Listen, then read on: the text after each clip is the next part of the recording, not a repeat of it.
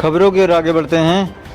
मुख्यमंत्री योगी आदित्यनाथ बाराबंकी आने पर क्या बोले, बाराबंकी वासियों के लिए क्या तोहफा दिया, सुनाते हैं आपको। अब विकास का लाभ केवल लखनऊ तक, प्रदेश की राजधानी लखनऊ तक सीमित नहीं रहेगा, बल्कि उसका बराबर का भागीदार बाराबंकी भी बनने जा रहा है। बाराबंकी स्टेट कैपिटल रीजन का पार्ट बनते ही बाराबंकी के साथ यहां के इंफ्रास्ट्रक्चर को मजबूती प्रदान करने का कार्य, पब्लिक ट्रांसपोर्ट की बेहतरीन सुविधा का लाभ प्रदान करने का कार्य और उसका लाभ भी बाराबंकी के वासियों को प्राप्त होने जा रहा है। वैसे भी बाराबंकी तो इस बारे में सौभाग्यशाली है। एक और प्रदेश की राजधानी लखनऊ है और दूसरी तरफ श्री अयोध्या धाम है। दोनों के बीच में बाराबंकी, विकास वहां हो या यहां हो, उसके लाभ से बाराबंकी को कोई वंचित नहीं कर सकता है और बाराबंकी इन योजनाओं के लाभ से आगे बढ़ेगा, इसमें कोई संदेह अब नहीं होना चाहिए। यहां पर खासतौर पर बाराबंकी की जो पहचान बनती है, श्री लोलेश्वर नाथ मंदिर महादेवा को एक नई पहचान देने के लिए प्रदेश का धर्मार्थ कार्य और पर्यटन और संस्कृति विभाग लगातार कार्य करने जा रहा है और अब काशी विश्वनाथ धाम की तर्ज पर, अयोध्या धाम की तर्ज पर महादेवा का भी एक बेहतरीन कॉरिडोर बनाने के सामने अग्रसर हो रहे हैं। बहनों और भाइयों, एक तरफ महादेवा धाम को उसकी पुरातन पहचान दिलाने का कार्यक्रम, दूसरी तरफ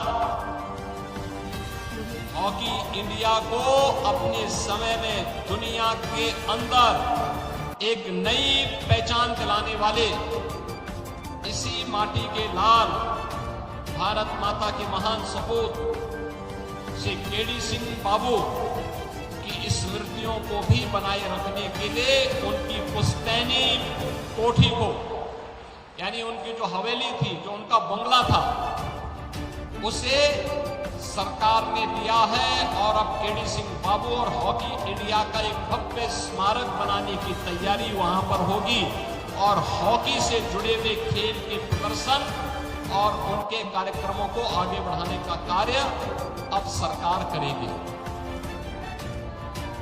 राम स्नेही घाट के पास एक बेहतरीन इंडस्ट्रियल कॉरिडोर भी हम लोग बनाने जा रहे हैं।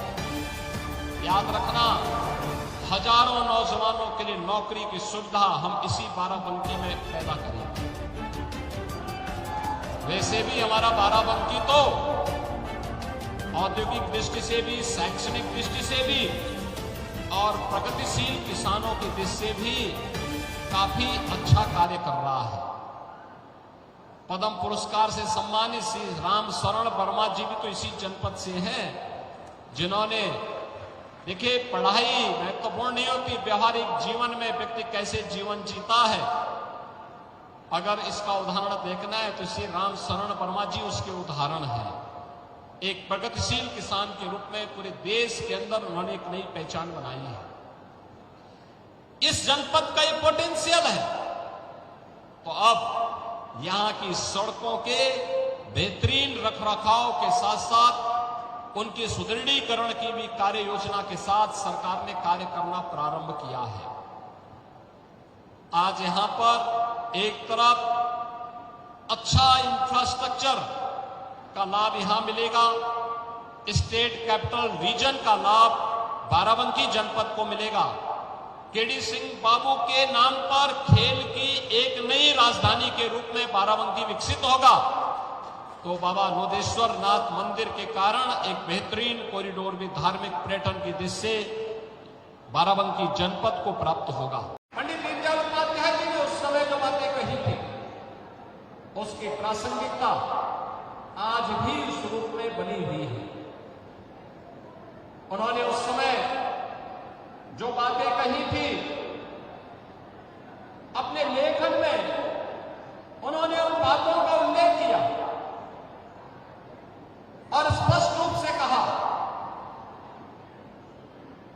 उन्होंने इन चीजों की उस समय बहुत मजबूती के साथ वकालत की थी, जो मुद्दे आज हमें दिखाई दे रहे हैं।